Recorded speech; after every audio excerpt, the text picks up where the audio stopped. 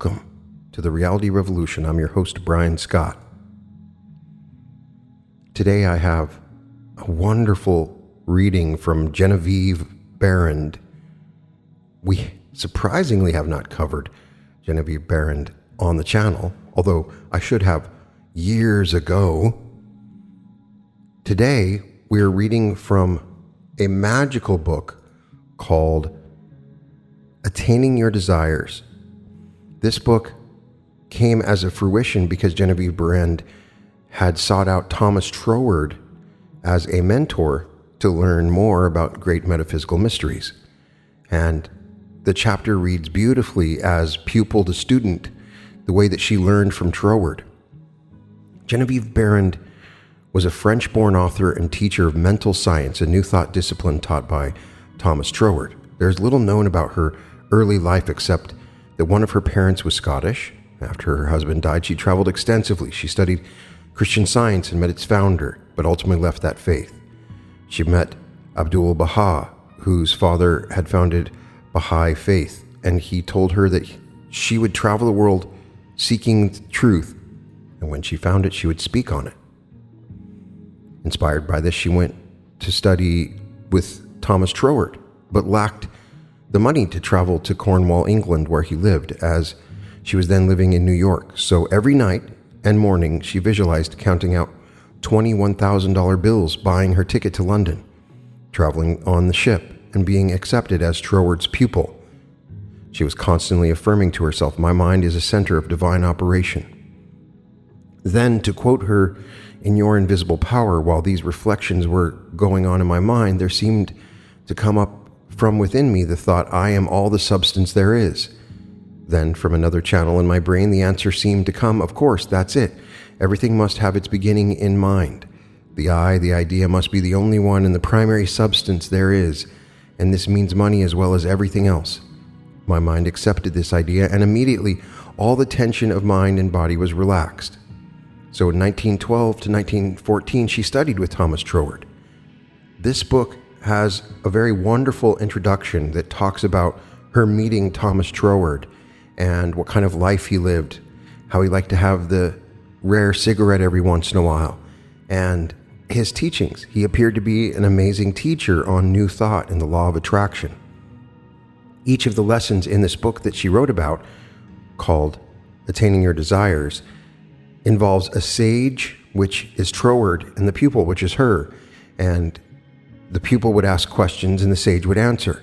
Today we're reading from a chapter called How to Get What You Want. Now I find that interesting because we actually have several episodes on how to get what you want. We've read Earl Schoaf, 16 Lessons on How to Get What You Want, Wallace Wattles, How to Get What You Want. We've read Orison Swett Marden's How to Get What You Want, and each of those episodes have been fabulous. So I'm always excited to add to our How to Get What You Want pantheon. How to Get What You Want by Genevieve Behrend. Ye shall know the truth, and the truth shall set you free. St. John 8:32. Sage. If a thing is true, there is a definite way in which it is true. And the truest thing in life is that it contains inherent within itself absolute joy and liberty of mind, body, and affairs. Pupil. Do you mean that my understanding of life's laws can give me realization of perfect liberty in my individual life? Sage. Yes, providing you do not make the common error of judging everything from a material standpoint. Recent research in physical science has established the fact that there is enough power in a lump of clay to destroy a city. All the average mind is able to see is the inert clay, whereas in reality it is the physical instrument which contains the invisible power. Pupil. Then when I understand the law of vibration, I can get anything I want, achieve anything I desire? Sage. Life fills all space, and through the understanding and use of life's laws, you can give direction to a particular quality of creative force, which if held in place by the will, is absolutely certain to reproduce in a corresponding physical form what every human being wants is more liberty and more joy in life. From whatever angle you study the subject of life, you will find that degrees of livingness and liberty are invariably manifested by varying degrees of intelligence. What would you term inanimate life represents the lower forms of intelligence. In plant life, you recognize a higher degree of intelligence. To illustrate this, look at a flower. Is it not beautiful? Does it not prove to you the indisputable presence of a great intelligence, which is expressing itself as beauty, form, and color, and above all, joy? The people said yes.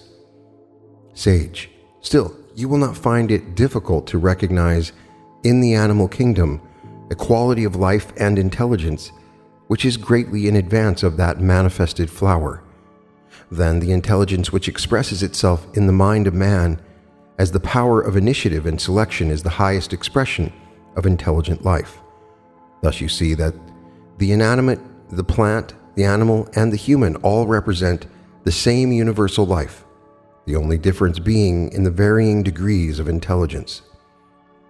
For example, you are expressing a very high degree of intelligence in desiring to understand the laws of life.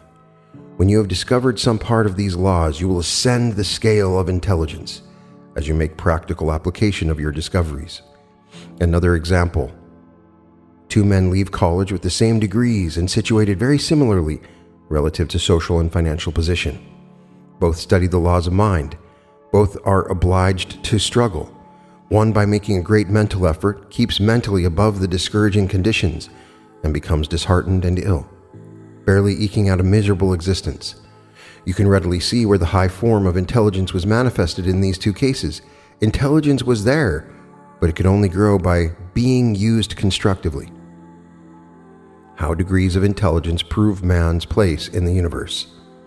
Sage, the greater your intelligence, the more easily you can call into action the highest order of creative energy. The more highly you develop your intelligence, and I do not mean this intellectually or book learning, I mean self-education, the more you will find your old limited ideas of what you are not, cannot be, do, or have, imperceptibly slipping away. By using your intelligence and resting upon it to guide you Godward, you will come to recognize that you are as much a part of the very highest intelligence as a drop of water in part of the ocean. This steady recognition on your part, carried into your everyday affairs, will give you control over adverse circumstances, which you realize are, after all, only effects of lower degrees of intelligence, and will deliver you from falling victim of a material universe. You are not a victim, you are part of the universe. Pupil, just what do you mean by effects of lower degrees of intelligence?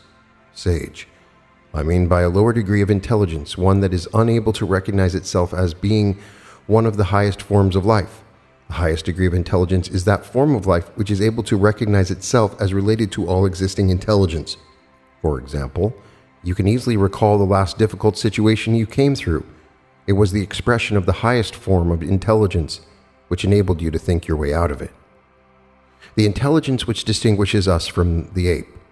Sage, you recognized your difficulty, but you also recognized your intelligence as being able to draw to itself from out of the whole universe ways and means of meeting that perplexing problem. The law is ever the same. When you are convinced that every physical circumstance or thing has its origin in corresponding activities of the mind, thought, you're able to conquer adversity in any form, because you know you can always control your thoughts. You must always be determined to do your own thinking. Pupil, it is not difficult for me to understand that the flower is the result of some invisible power, which must be intelligence. But for me to realize that this same life and intelligent power is in my life is not easy. I have not been taught to think in this way. However, you have made me realize that if I wish to learn, I must put into practice the directions you have given to me. So when I needed to have $500 at a certain time and could not see any possible means of getting it, I tried to follow your instructions by mentally seeing myself as doing the thing I wished to do. I visualized myself paying my obligation, and in some way, which is still a mystery, I was able to feel quite calm about it. I made my mental picture, and actually forgot to worry about the ways and means. And the money came. I did not quite understand then, and I do not know now just how it happened. All that I am able to realize is that by my obedience to your teaching, the day was saved for me, and I shall not forget it. Now, I would like to know if we inherit our tendencies of mind. Sage, most of us inherit our thoughts, just as we inherit the color of our eyes. If you intend to understand the relation existing between mental action and material conditions sufficiently well to control your circumstances, you must think for yourself, and in your own way, irrespective of what your ancestors thought, even though some of them might have brought desired results. Pupil, that seems as impossible as reaching the horizon. However, if you tell me that I can arrive at the place where circumstances and conditions will be under my control, through a steady and determined effort to find out the truth along these lines, I shall do my own thinking from this moment. My present condition, however, seems beyond the control of any human being, much less myself, and there have been times when I did control certain conditions, but at other times, the same conditions were beyond my control. Why was that? The secret of controlling your life forces.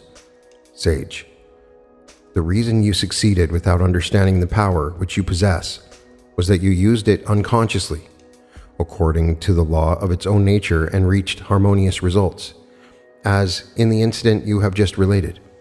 Your ability at all times to use the unfailing power which is yours depends upon your recognition of its presence.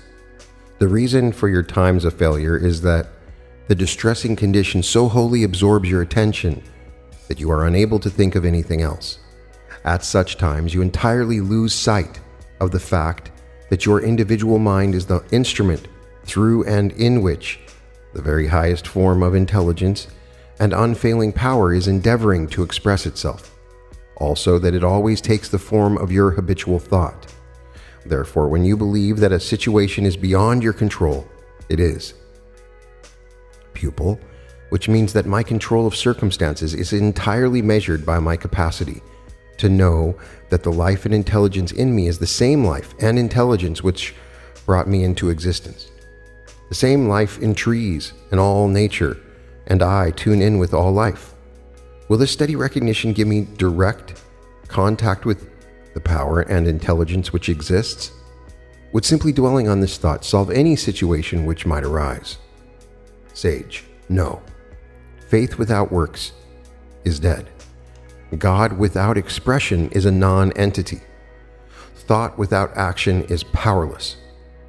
But your recognition that you are inseparably connected with the joy, life, intelligence, and power of the great whole, unwavering, maintained and carried into practical application, will solve any problem, because your thought calls into specific action ideas of the very highest degree of intelligence and power, which naturally controls the lesser degrees.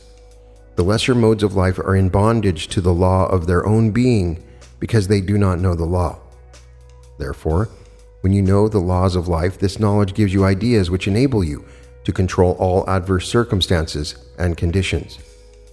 Pupil, this is also new to me. I do not quite grasp your meaning. Will you please give me an illustration? How to light the pathway of your life.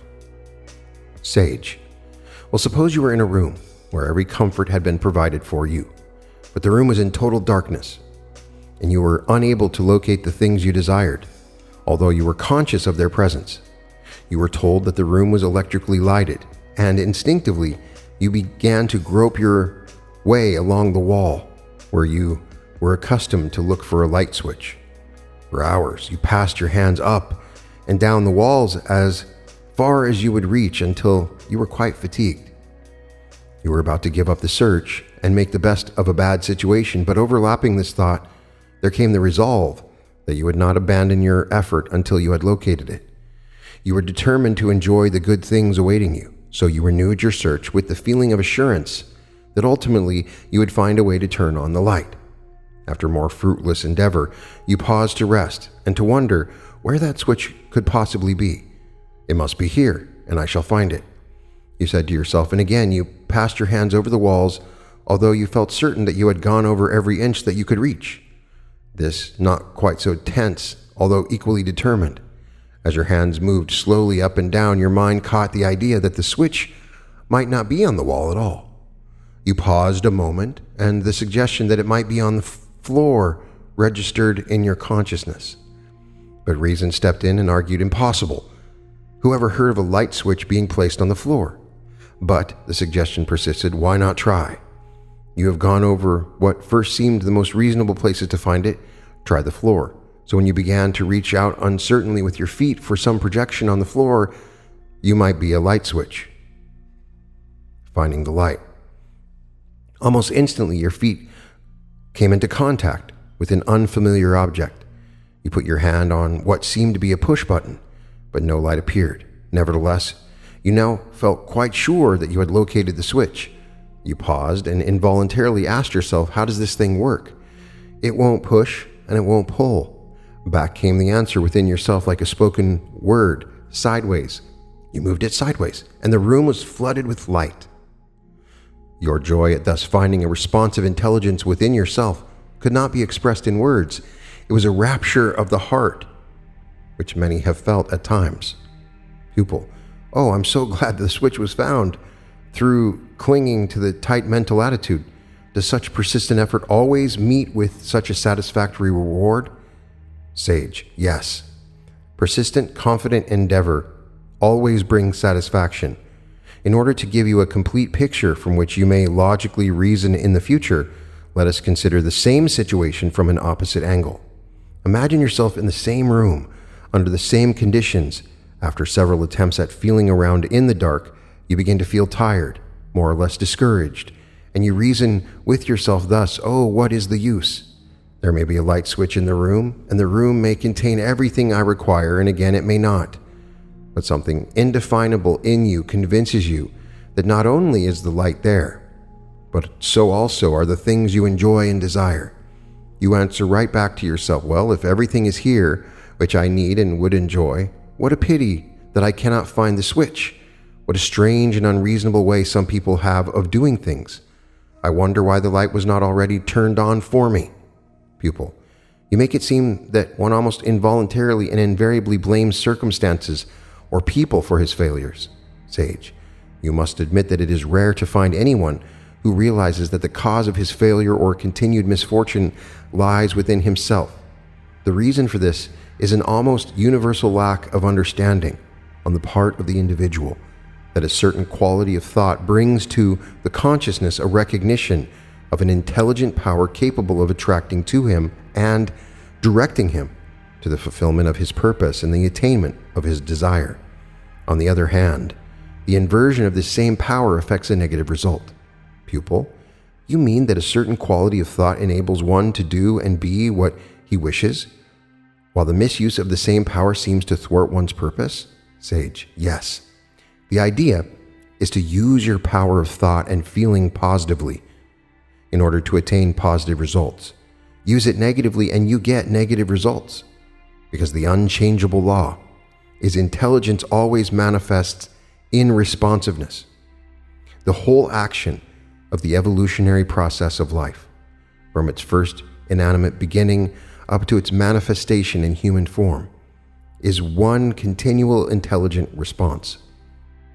If you would induce yourself to recognize the presence of a universal intelligence which permeates all nature, you must also recognize a corresponding power hidden deep down in all things, in the trees, the weeds and flowers, in the animals, and in fact, in everything which is ever ready to spring into action when appealed to. It will respond to your call as a child would obey when bidden to come and play. In your first experience in the dark room, your all-absorbing thought was not so much about the darkness as about the light and how it could be turned on. The positive I will quality of your thought brought up from the depth of your inmost soul a steady flow of intelligent power, which finally penetrated through to your intellect and guided your hand to the switch.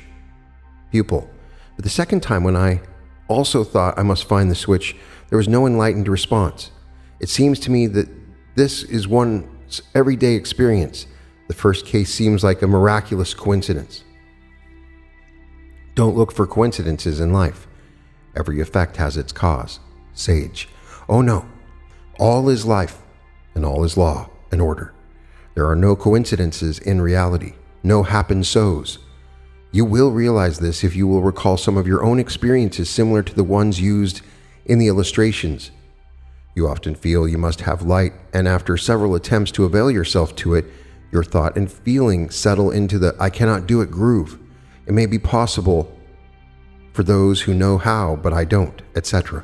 The best method of learning the truth about this is to live your past experiences over again. Analyze what your thoughts and feelings were when you succeeded and when you failed. Then draw your own deductions. No written or spoken words equals this kind of instruction. Remember that all space is filled with responsive intelligence and power, ever ready to take any form which your sustaining thought demand creates. This power can work only in terms of the thought instrument through which it operates. Humanity generally admits Jesus' ability, Jesus' power to use the spirit of intelligent life to produce material conditions, as in turning water into wine, but they doubt their ability to use the same power in themselves. In spite of Jesus' assurance, all things are possible unto you. Now, this statement is either true or false. If true, it is because your mind is the instrument in and through which this intelligent principle of life takes initiative action, and this action in turn is always in accordance with the laws of life, which are subjective in their nature. Life's greatest purpose is to express joy, beauty, and power. Pupil. Am I right in concluding that this lesson in life, which is an ever-present, limitless, intelligent power, is ready at all times to be guided in any direction that my sustained thought may give it? If I permit to be anxious, discouraged, dissatisfied, I bring into action repelling, destructive forces. Life's purpose is given expression to its joy, beauty, and power. Through its particular instrument, my thought is this right. Sage, you have grasped the letter of the lesson in a remarkable way. Now it remains only for you to experience the happiness of what you have learned. Do this by putting your knowledge to practical application, never losing sight of the fact that no matter what justification you may think you have at that time, any feeling of discouragement, dissatisfaction, or anxiety cause the fulfillment of your right desire to recede further and further away from you. Whereas, by a persistent and determined endeavor to trust your own desires and ambitions as the specific expression of the universal loving, guiding, and protecting principle, you will find that your supply for their fulfillment will unfold to you greater and greater liberty in every direction. When one does not wish to entertain negative thoughts, how can the sense of discouragement and anxiety be shut out? I am sure that it is not because one enjoys feeling worried that it seems so difficult to eliminate it.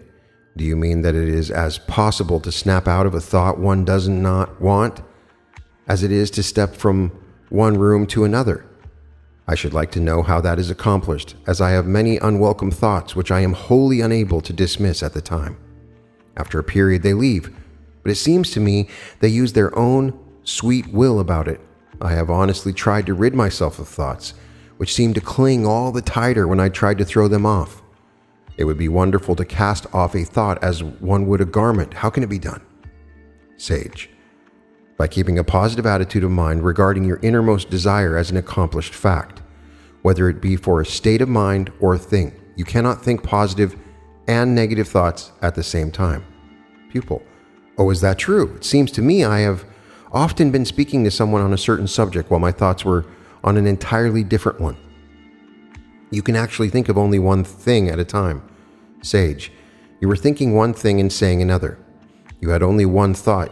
You automatically said one thing while thinking another. In short, your words were not the expression of the thought in your mind. Suppose you give yourself a test. Try to think of yourself as a success and failure at the same time. You will find it impossible to think positively and negatively simultaneously. In our next lesson, we will take this up more extensively and prove why it's true, and why you as an individual can control circumstances, whether they be mental, physical, or financial, through the understanding of your personal relationship to the intelligence which governs the universe. Pupil. I know what you say is true, but just what method should I employ to accomplish this? There are times when I become cross and impatient with myself because I give way to anxiety and fear, the very things which I know will cause my defeat. And yet I will do it, just as I will eat something I like even though I know it will disagree with me. Could you give me a formula to use at such times? How to drive anxiety out of your mind. Sage. When the triad of enemies, fear, anxiety, and discouragement assails you, poisoning your mind and body, weakening your power to attract what you want, begin instantly to take deep breaths and repeat as fast as you can, aloud or silently, the following affirmation, which is an antidote to the poison and a powerful assurance and attraction of good. The life in me is inseparably connected with all the life that exists, and it is entirely devoted to my personal advancement. If you are alert and can make this affirmative thought overlap the native anxious suggestion, you will very soon free yourself. If the tendency to dwell on these erroneous beliefs keeps recurring, go where you can be alone. Repeat your affirmation and endeavor to lift your mind up to your words, much as you would lift your breath from the bottom to the top of your lungs. Never be impatient with yourself because you do not quite succeed in your every endeavor. It is your intention that counts, not necessarily the absolute fulfillment of the letter. The all-knowing power that is understands and rewards accordingly. Be diligent and patient, and you will surely succeed. So this has a couple of important lessons to focus upon. Things that we have talked about before, but coming from a different format. So the key idea is to be aware that intelligence is in everything around you all the time, in the flower and everything. Your awareness of this intelligence does not necessarily mean anything. The only way that you can take advantage of this intelligence and power is through action. So you can acknowledge it and be aware of it, but you must take action with it. He gives an interesting example of being in a room and you want to light the light. And if you notice subtly the way that the mind works with you to find the light switch when asking questions, the light switch is not just going to automatically be switched. You got to go around and look for it. And maybe the place that you're looking isn't right. When you listen to your intuition, it will guide you to what you want. It will give you flashes of insight, but you're the one that's going to have to flip the switch. She also asks some questions of Troward here about how to eliminate negative thoughts and gives a pretty good affirmation. Now, the idea is that you can only have one thought at a time. This is one place I disagree. Maybe as somebody with ADHD, or maybe in a more evolved age, I believe I have multiple thoughts at the same time. I really believe that. When I tell that to people, they don't believe me. I believe it can be a superpower, but I do believe I have multiple thoughts at the same time. I've had this disagreement with my own sister, and most people will tell me that you can only have positive thoughts at the same time. So for me, I can have a positive and negative thought at the same time. I believe the next level of consciousness is learning how to deal with multiple thoughts at the same time. Generally, one thought leads to another, and maybe there's a microsecond between thoughts. I don't know. I would love to know if anybody out there is experiencing this phenomenon of multiple thoughts at the same time. I can read a book and listen to a book at the same time. I can be doing work on my computer and listening to a book at the same time. And I'm not focusing on one thing at a time. I'm focusing on both at the same time. When I was a kid, I thought I had attention deficit disorder, and later I realized this is sort of a superpower I have, that I can do this. I have met other people that have experienced this as well, but I don't think it's very common, and in most cases, you can only think about one thought at a time. If that's the case, if you're thinking a positive thought, you can't think a negative thought at the same time. Here's the affirmation that Troward gives her once again when struggling on a negative thought. The life in me is inseparably connected with all the life that exists, and it is entirely devoted to my personal advancement. This could be a powerful affirmation if you understand what it's actually saying, and that is this life force that you're recognizing and becoming aware of is working in your favor and is devoted to your advancement. So when I tried this affirmation out a few times, at first I didn't quite get what it was saying, but then as I repeated it, it started to make more sense. You're affirming that life force, which you know and can see everywhere, is working for your personal advancement. Suddenly then everything seems a lot easier and makes more sense. The life in me is inseparably connected with all the life that exists, and it is entirely devoted to my personal advancement. You can see from the teachings of the sage the similarity with Joseph Murphy. Joseph Murphy was a huge Troward fan and mentions Troward in almost every lecture. So I'm always interested to go back to who Murphy was reading about and learn what they were teaching as well. Some of Troward's writings is hard to get through. It's a little bit more complicated. He writes about the Bible and was incredibly intelligent and had that sort of English style of writing. I really appreciate this particular book, which carries a lot of other lessons because it's Troward in a more personal setting, teaching his student. And the other lessons in the book, which we can go over later if you guys enjoy this, are making your subjective mind work for you, hourly helps, putting your lessons into practice, interpreting the word, how to overcome adverse conditions. It's always fun to go back, almost like a history lesson, and learn about the roots and origins of the New Thought movement and where these ideas come from in their purest form. How can you get what you want?